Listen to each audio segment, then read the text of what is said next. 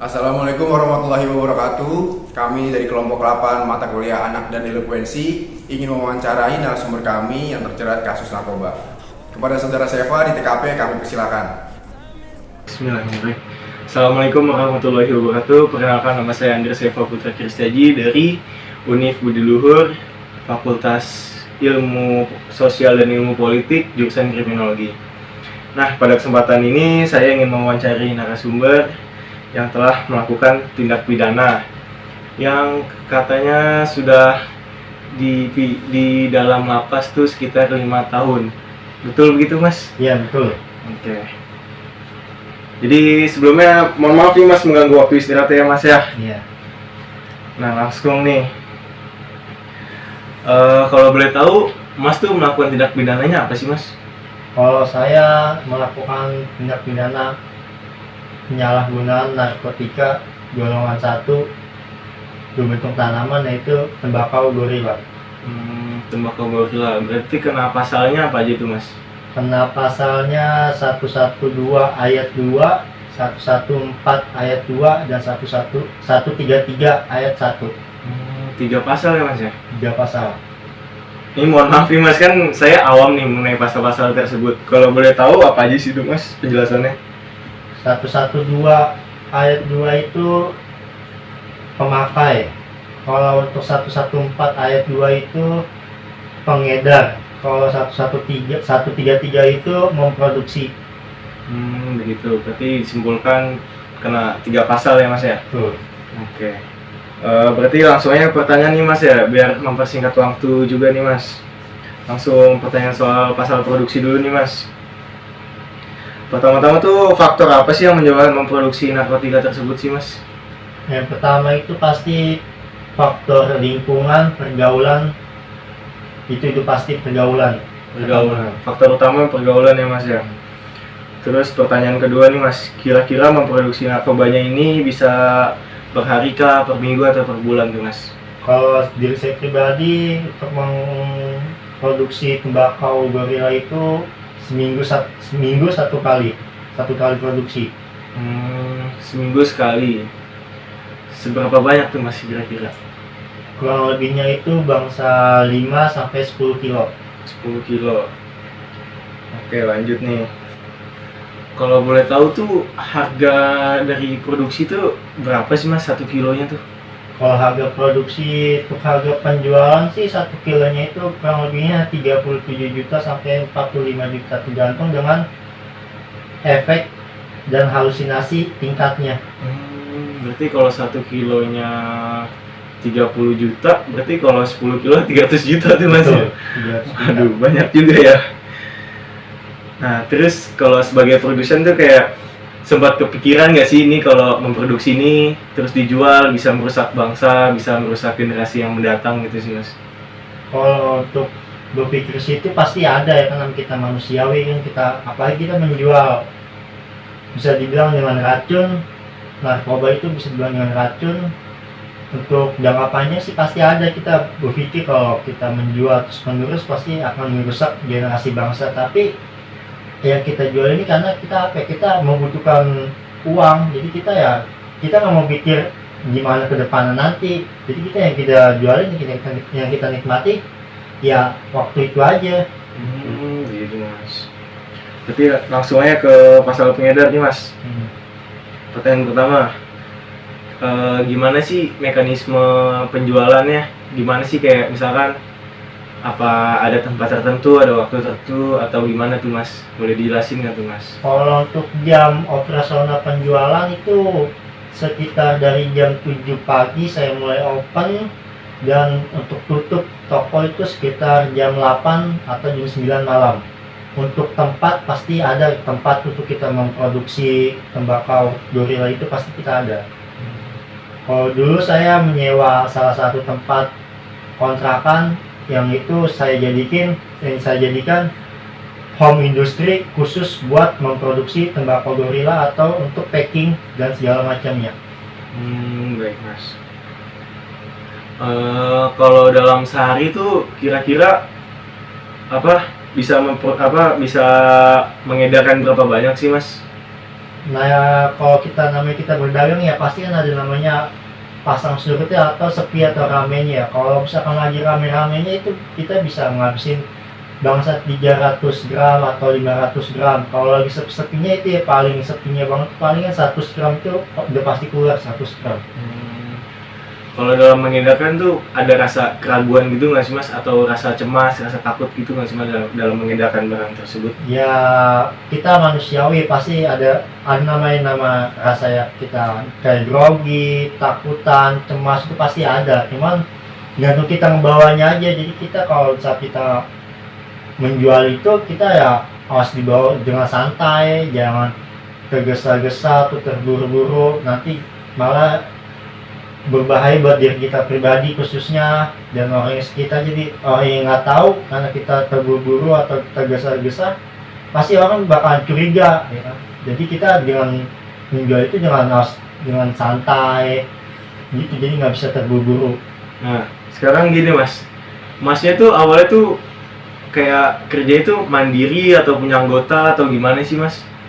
Kalau diri saya pribadi di awal-awal itu ya saya single parent dulu. Saya mulai beranjak, saya memproduksi pertama dari 500 gram, 1 kilo, terus seiring berjalannya waktu semakin lama kota saya semakin meningkat, saya kok berpikir kalau saya kerja sendiri saya capek dan saya juga kudu harus mempunyai anak buah. Artinya saya mempunyai 2 anak buah, yang satu tugasnya untuk membantu saya untuk packing, untuk memproduksi dan lain sebagainya.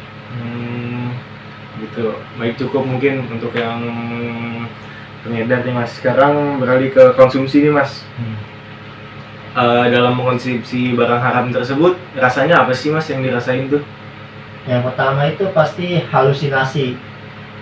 Halusinasi itu udah pasti. Yang kedua efeknya itu ya kita jadi happy, kita have fun, terus kita hawanya lapar, jadi kita hawa nafsu makan kita jadi meningkat. Yang selanjutnya pasti ada rasa gelisah atau cemas. Itu sih tergantung dari diri kita pribadi membawa. Kalau diri kita pribadi membawa kita happy, kita enjoy, pasti kita akan enjoy. Cuman kalau misalkan dari orang tersebut sifat karakternya emang kayak cemas atau gimana, pasti itu saat kita pakai pasti ada rasa cemas, pasti ada. Tergantung kita ngebawanya aja gitu. Baik mas. Terus kalau efek samping jangka panjang yang bisa merusak tubuh tuh apa sih mas, kalau boleh tahu? Kalau saya dikasih tahu sama bos saya atau atasan saya, kalau kita nyambut terus menerus dengan apa yang kita produksi, apa yang kita jual, itu pasti larinya akan ke sel otak. Saya dikasih tahu sama bos saya kalau kita 1 tahun secara rutin memakai tembakau itu, pasti kita akan namanya ada yang lupa, terus sering pemalas, terus kadang suka teledor atau segala macamnya. Kalau jangka panjangnya, kalau saya pribadi dikasih tahu oleh bos saya, kalau kita 5 tahun secara berturut-turut memakai tembakau itu, pasti kita ada namanya kayak halusinasi atau suges atau segala macam, pasti itu ada. Baik mas. Terus kan udah tahu nih efek samping dari barang haram tersebut apa, tapi mas kok bisa tetap konsumsi gitu sih mas? Alasannya apa sih mas? Kalau di saya pribadi sih, kalau saya sih mau konsumsi bisa dibilang jarang, cuman saya sih nggak munafik. Paling kalau misalkan saya mengkonsumsi itu bisa waktu-waktu tertentu, contohnya kayak bisa saya lagi ngumpul sama teman-teman, atau saya lagi holiday, lagi jalan-jalan, apa saya habis produksi, pasti saya mengkonsumsi. Kalau itu untuk diri saya pribadi, mengkonsumsi untuk mencoba ini bahan ini gimana nih, apa udah pas, apa kurang enak, apa keenakan atau gimana. Kalau untuk berteman sih kayak membuat luangin waktu untuk happy aja sama teman gitu. Gitu. Nah jadi kan udah banyak nih penjelasan dari masnya nih, terus udah terdapat juga pengalaman di lapas gimana, apa positif negatif di lapasnya gimana. Kalau dari mas sendiri tuh ada saran nggak sih buat generasi yang mendatang atau buat masyarakat sekitar nih, gimana untuk kedepannya? pesan pribadi dari saya, kalau bisa anak-anak muda, generasi muda Indonesia jangan sama sekali untuk menyentuh atau menggunakan atau melihat narkoba, karena narkoba itu membunuh dan merusak generasi bangsa. Cukup diri saya pribadi khususnya yang merasakan hal namanya pahit manisnya di dunia narkotika, di dunia narkoba, dunia hitam. Cukup saya pribadi, jangan sampai di sekeliling saya, saudara-saudara saya, teman-teman saya jangan sampai merasakan apa yang saya pernah rasakan seperti dulu. Itu aja. Gitu Mas, baik Mas. Baik, terima kasih ya Mas atas ketersediaan waktunya dan saran untuk generasi muda yang akan datang. Semoga kisah hidup Mas bisa dijadikan contoh atau teladan untuk generasi yang mendatang juga nih Mas. Amin. Baik, saya Andres Eva, pamit undur diri. Terima kasih atas waktunya Mas. Sama-sama. Assalamualaikum warahmatullahi wabarakatuh. See you guys. Ya, tadi kan udah lihat cuplikannya tuh hasil wawancara gimana orang ini nih atau anak ini nih udah kena, bukan pemakai juga sih, sampai produsen juga hingga ke penyebar bilangnya. Nah, saya lupa bilangnya kata orang. Nah, itu tuh di sini ada teman-teman juga nih yang calon kriminologi lah bilangnya. Nah, gimana menurut lu pada nih pencegahan biar anak lah terutamanya nggak kena narkoba atau semacamnya gitu, jangan sampai terulang lagi nih kayak kasus yang diwawancarain ini oleh Sefa tadi dan temannya Sefa. Ya kalau gue sih lebih ke awalnya kan lingkungan ya, dimana kalau lingkungan kita nggak sehat, kadang kita juga ngikut-ngikut gitu, soalnya lingkungan tuh ngefek banget sama kehidupan kita. Kalau katanya nih, kalau kita main sama tukang minyak wangi kan kita bakal ikutan wangi. Ya, kalau gue sih awal pencegahannya kayak gitu dulu sih di lingkungan. Nggak beda jauh sih sama si Arya ya. Ya gimana kita pintar-pintar milih temen ya. Kalau misalnya dirasa circle pertemanan kita itu udah nggak baik, ya mendingan ditinggalin aja sebelum kita ikut terjerumus gitu. Betul. Ya, gue juga sama Arya sih nggak beda jauh. Soalnya mungkin dari keluarga, orang tua mungkin memberitahu ke anaknya efek samping atau bahaya dari narkoba dan mengajarkan pada anaknya untuk bilang tidak kepada orang asing. Gitu sih.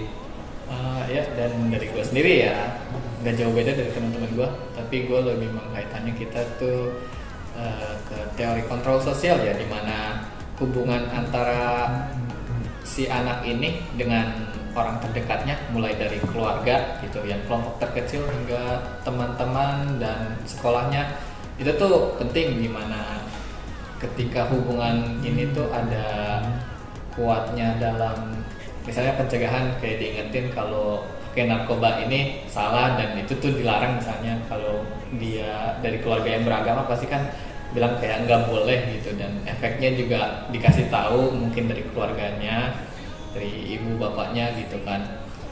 Mungkin kalau dari teman-temannya juga pasti ada yang kalau misalkan nyoba-nyoba gitu. Tadi kata Dava juga bener, kayak dia juga harus nyadar sendiri, jadi nggak cuman dari lingkungan sosialnya aja, tapi juga harus dari diri kita sendiri juga ya. Oke guys, itu aja sih. Tapi tadi nih gue mau nambahin lagi. Oh, silakan. Cuman kalau tingkat keagamaan tuh ngefek nggak sih buat benteng kita sama hal-hal kayak gitu? Dan yang bagus sih. Kalau menurut gua ya, kalau agama ini cenderung ke kita sendiri ya, karena agama balik lagi keyakinan kita sendiri, gimana bilangnya sedekat apa kita dengan Tuhan lah gitu secara simpelnya. Tapi kan di agama juga diajarin kayak ada hal yang baik, ada yang hal buruk, dan di mana-mana agama pasti maunya menjadikan manusia yang baik dan patuh pada Tuhan lah bilangnya. Dan secara simpelnya mah manusia yang baik lah, gitu aja kata gua kalau dikaitkan dengan agama. Mungkin lu mau nanggepin juga? Ada yang mau juga? Ya, itu aja dari kelompok 8 Adel. Terima kasih udah nonton. See you guys. Assalamualaikum warahmatullahi wabarakatuh. Thank you.